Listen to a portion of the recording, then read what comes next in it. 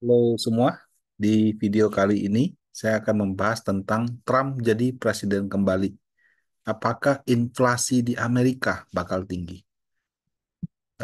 Mungkin kalau di November pertengahan ini kita lihat nilai tukar rupiah terhadap US dollar melemah, mendekati 16.000 lagi. Harga sahamnya anjlok, harga obligasi juga naik turun sih kalau obligasi. Asing net sell terus-menerus gitu. Eh, Dan itu terjadi kebetulan bersamaan dengan momentum Donald Trump memenangkan Pilpres Amerika Serikat. Ini menimbulkan banyak pertanyaan dan spekulasi.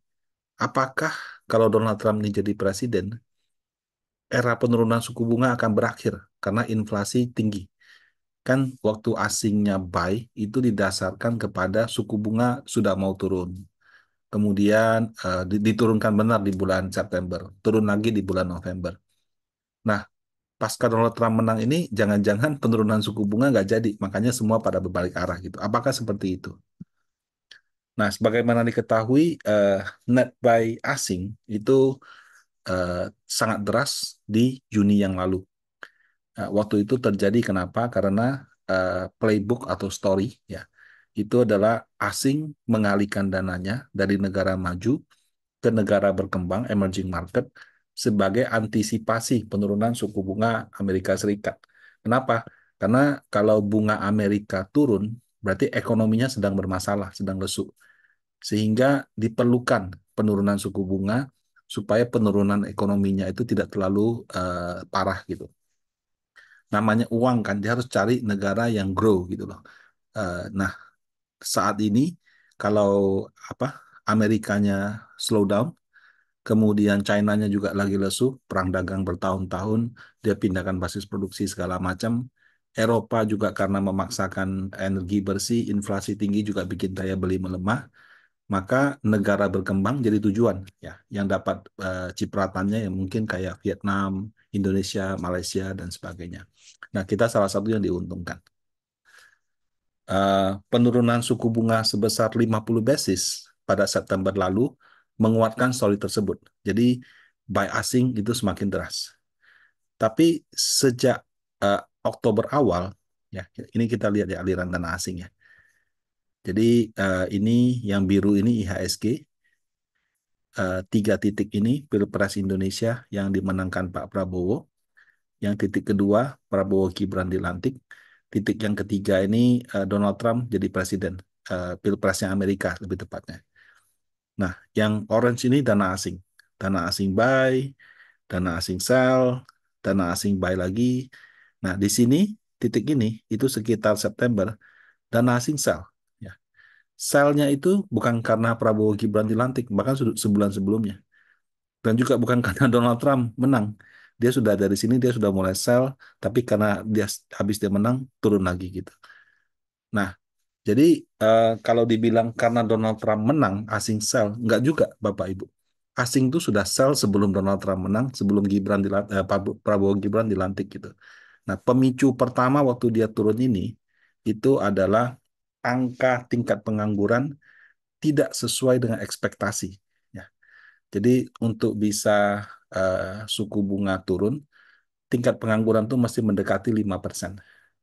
Kalau saya tidak salah, di bulan Juli itu sudah 4,3, Agustus 4,1, September, Agustus 4,2, September 4,1. Turun 2 bulan berturut-turut. Logikanya kan kalau misalkan pengangguran turun kan hal yang baik. Tapi kalau di dalam teori ekonomi makro, kalau mau inflasi turun, pengangguran masih normal. Normal tuh 5%. Kalau pengangguran jauh di bawah 5%, artinya labor marketnya tuh strong. Pasar tenaga kerja itu kuat. Perusahaan harus bayar gaji lebih tinggi untuk mendapatkan karyawan. Makanya dalam kondisi seperti ini, inflasi susah turun. Ya, jadi ketika pengangguran dari 4,3 turun ke 4,1, itu story-nya agak geser nih. Orang mulai khawatir. Ini inflasinya belum tentu sesuai jalan, sehingga penurunan suku bunga yang dalam itu mungkin tidak terjadi. Makanya asing story-nya berubah. Nah, kemudian waktu Donald Trump menang di bulan November, story-nya berubah lagi, tambah parah lagi. Kenapa? Karena Trump itu dipercaya, bukan dipercaya, dia sudah ngomong kan, dia akan pajakin China dengan bea cukai sampai dengan 60%. Nah, kalau misalnya dia pajakin dengan tarif sampai 60%, barang import akan naik harganya. Nah, kalau barang import harganya naik, tentu akan memicu inflasi. Ya.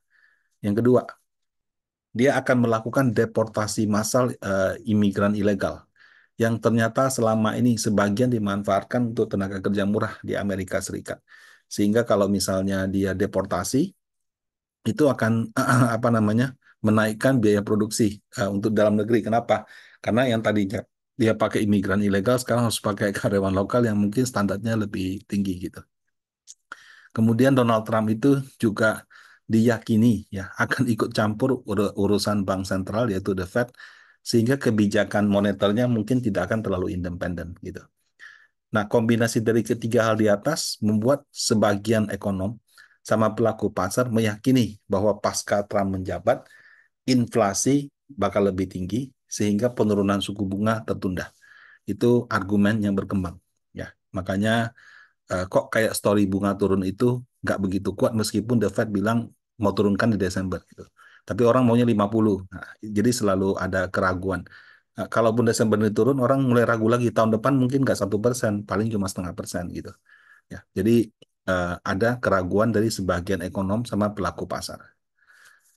Nah, apakah ada yang berpendapat lain? Kalau ada yang berpendapat lain, argumentasinya apa? Tentu ada. Yang pertama, secara historis, inflasi di era Trump itu waktu dia kenakan tarif justru lebih rendah. Ya, kita bandingkan ini inflasi selama Biden, ini inflasi selama Trump. Saya ambil dari ChatGPT. Inflasi Trump itu 1,87% selama 4 tahun. Inflasinya Biden tuh justru 5,6% gitu. Nah, 2024 ini sampai dengan September. Kalau ditanya kenapa inflasi Trump lebih rendah walaupun dia ada tarif, itu karena dia satu, dia memotong pajak, dua, dia melakukan deregulasi, jadi hal yang tadinya diatur sekarang nggak diatur. Kemudian pada zamannya dia tuh nggak terjadi pandemi, ekonominya bagus gitu. Nah, pada saat terjadi pandemi yang 2020 karena ekonominya lesu turun ke 1,2. Tapi kalau misalnya ini kita keluarkan ya rata-rata di 2%-an gitu. Nah, kenapa inflasi justru melonjak di zamannya Biden dan Harris gitu? Walaupun kan tidak ada tarif. Jangan salah, tarif tetap ada di zaman yang dari Donald Trump tetap dilanjutkan bahkan ditambah gitu. Tapi kalau yang menyebabkan inflasi di zaman Biden ini adalah eh, gangguan rantai pasok, peningkatan permintaan, kebijakan stimulus fiskal, perang di Ukraina turut menyumbang kenaikan harga, sama kenaikan suku bunga oleh bank sentral untuk menahan inflasi. Ya, jadi di sini yang tidak disebut sih, itu juga memaksakan untuk menggunakan energi bersih gitu. Jadi banyak aturan-aturan yang digunakan untuk supaya transisi terjadi dari energi yang kotor, batu bara dan minyak, pindah ke energi bersih. Jadi walaupun Amerika Serikat punya produksi minyak yang banyak, tetap dipaksakan untuk pindah dan itu dikenakan pajak macam-macam. Akibatnya biaya bensin jadi lebih mahal di masyarakat. Seperti itu. Nah, jadi kalau dibilang eh, Trump justru pakai tarif inflasi tinggi, enggak. Historikalnya dia rendah. Yang kedua, nah dengan tarif tinggi, belum tentu harga barang akan serta-merta naik karena produsen dipaksa untuk membangun pabrik dan produksinya di Amerika Serikat. Donald Trump pernah katakan itu dalam suatu wawancara. There is no tariff. Why? They just come here, they build over here. Jadi intinya kalau misalkan tarif yang tinggi itu menjadi tidak ada, kalau misalnya perusahaan mau jual ke Amerika, bikinnya di Amerika. Ya itu kan konsepnya dia, Make America Great Again gitu. Nah, eh, apakah benar? Apakah pada saat dia menetapkan tarif, eh, investasinya masuk di Amerika banyak? Ini saya menggunakan FDI transaction. FDI itu Foreign Direct Investment. Jadi kayak aliran dana asing, cuma kalau ini bukan ke pasar modal, tapi ke investasi sektor real gitu. Nah, yang dari merah ini adalah Cina ke Amerika, kalau biru ini Amerika ke China. Nah, di 2016 waktu Donald Trump menang, itu naik tinggi sekali. Ya, apakah ini karena Donald Trump yang menang? Dia memang menang 2016, tapi menjabatnya 2017. Jadi kalau mau dikatakan ini karena Trump, kurang tepat. Tapi ada juga yang mengatakan, oh ya enggak, memang China sudah antisipasi dia menang. Karena antisipasi dia menang, dia banyak melakukan investasi besar-besaran di situ. Nah, kemudian 2017 turun, tapi masih tinggi, baru ini turun ke bawah. Nah, kalau di sini katanya pemerintah China itu sudah em, membatasi uang yang keluar gitu. Jadi ada satu waktu China invest banyak sekali di Amerika pada saat zaman Trump, tapi turun lagi karena ada pembatasan dari pemerintah China sendiri untuk uang-uangnya yang keluar. Karena waktu itu kalau nggak salah di China juga punya masalah gitu. Ya. Nah, eh, meskipun belum tentu semua pabrik China pindah ke Amerika Serikat, tapi perpindahan sudah terjadi dalam beberapa tahun ini. Mereka pindah ke negara yang lebih export friendly gitu. Kayak BYD, dia membangun pabrik besar di Meksiko. Kemudian banyak pabrik-pabrik itu China sekarang di Vietnam, dia punya smelter di Indonesia gitu ya. Nah, jadi sebetulnya eh, perpindahan ini sudah terjadi. Kenapa? Karena kalau mereka tidak pindah ke negara-negara yang export friendly ke Amerika, nggak bisa masuk. Tapi karena dia pindah itu, suka tidak suka, eh, ekonomi China kan tumbuh kencang karena semuanya produksi di sana. Tapi begitu dia pindahkan produksinya di luar, otomatis kan tidak semua orang dia yang kerja. Ada orang luar juga yang kerja, yang di daerah tersebut. Nah, jadi itu menyebabkan ekonomi mereka tidak tumbuh kencang seperti tahun-tahun sebelumnya. Tapi ya itu bagian dari strategi diversifikasinya gitu. Nah, kemudian yang berikutnya, nah dalam perhitungan inflasi itu harga bensin sama harga listrik itu sangat besar gitu. Ya, kalau bensin kan dipakai untuk transportasi. Kalau harga bensin naik, pasti biaya transportasi naik. Kalau listrik itu dipakai untuk ya menjalankan kegiatan sehari-hari. Nah, Donald Trump itu di pengumumannya ya berkomitmen untuk eh, menurunkan harga energi sama listrik menjadi setengah dalam 12 bulan gitu. Nah, jadi eh, selama ini mereka punya listrik kan dipaksa untuk pindah dari energi kotor ke energi bersih. Itu menyebabkan ada kenaikan biaya produksi. Nah, kalau sama dia dibalik lagi, balik aja pakai harga minyak sama pakai minyak sama batu bara gitu. Kenapa? Karena itu jauh lebih murah dibandingkan menggunakan energi bersih gitu. Walaupun itu mungkin menyalahi yang komitmen net zero emission itu. Nah, tapi ya intinya dengan apabila si Trump berhasil menurunkan energi sama listrik sampai 50% ini, maka ya bisa saja inflasinya turun gitu. Ya. Nah, ini menarik sih untuk kita cermati bisa apa tidak gitu. Nah, kemudian pertanyaannya gimana caranya menurunkan energi sama listrik sampai 50% gitu. Bisa dilakukan apa tidak gitu. Menurut saya sih sangat bisa. Kenapa ya? Karena Amerika saat ini adalah produsen minyak terbesar di dunia dengan produksi hampir 22 juta barel per hari gitu. Ya, itu nomor satu, kira-kira 22% total produksi dunia. Selama ini kita tahu negara kaya minyak itu Arab Saudi. Arab Saudi itu 11 juta. Ditambah Timur Tengah ya UAE 4 juta, Kuwait 3 juta. 3 tambah 4 tambah 11 itu juga nggak nyampe 20 gitu. Ya, itu paling sekitar 18-19. Jadi kalau sekarang orang bilang negara kaya minyak itu Timur Tengah, enggak. Negara kaya minyak itu Amerika Serikat. Jadi teknologi fracking itu minyak shale gas yang selama ini tidak ditambang karena di permukaan campur dengan pasir, dulu mahal sekali. Amerika tuh somehow ada terobosan teknologi, mereka bisa menambang shale gas itu dengan harga yang murah. Nah, itu menyebabkan lonjakan produksi minyak di Amerika. Akhirnya mereka punya cadangan minyak sudah mengalahkan Arab Saudi dan segala macam. Nah, itu menjadikan Amerika sebagai negara produsen minyak terbesar di dunia. Nah, sebagai produsen minyak terbesar di dunia dengan biaya produksi yang rendah, menurut saya sangat mudah bagi mereka untuk menurunkan harga minyak gitu. Nah, itu menurut saya kalau misalkan ini bisa dilakukan, maka komitmen dia untuk menurunkan harga listrik sama harga energi itu sangat mungkin terjadi. Dan kalau itu terjadi, inflasi pasti turun. Ya, gitu. Nah, kalau gitu kenapa di zamannya Biden Harris begitu tinggi ya tadi itu?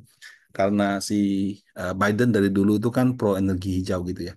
Jadi karena pro energi terbarukan dan dorongan untuk net zero emissions, itu ada berbagai pungutan pajak, biaya atau apa, larangan-larangan untuk produksi minyak. Nah, itu yang membuat Minyaknya bisa diproduksi dengan murah, tapi begitu dijual ke masyarakat tuh harganya jadi tinggi. Nah, itu Donald Trump berencana akan cut peraturan-peraturan tersebut. Nah, kemudian rencana Elon Musk, ya Elon kan ditunjuk untuk menjadi kepala departemen efisiensinya, ya. Department of Government Efficiency disingkat dengan DOGE, yang bikin harga DOGE rally gitu. Eh, Kalau misalnya dia berhasil, menurut saya ada plus minus. Plusnya defisit berkurang, minusnya pertumbuhan melambat dan sama perlawanan dari internal gitu. Nah, tapi kalau dalam konteks inflasi, apabila defisit bisa dikurangi dalam jumlah yang besar, maka jumlah utang Amerika juga akan berkurang karena dia tidak perlu menerbitkan dalam jumlah yang besar. Nah, kalau jumlah utang berkurang, maka cetak uang oleh bank sentral juga berkurang. Kalau cetak uang itu berkurang, secara teori ekonomi, uang beredar itu menurun, maka inflasi juga akan turun gitu. Nah, jadi ada yang berpendapat bahwa Donald Trump dengan tarifnya akan bikin inflasi tinggi, Donald Trump dengan deportasi massalnya, Donald Trump dengan intervensi ke bank sentralnya akan bikin inflasi tinggi, suku bunga nggak turun. Di satu sisi ada juga yang melihat Donald Trump tuh dulu waktu kerja inflasi rendah.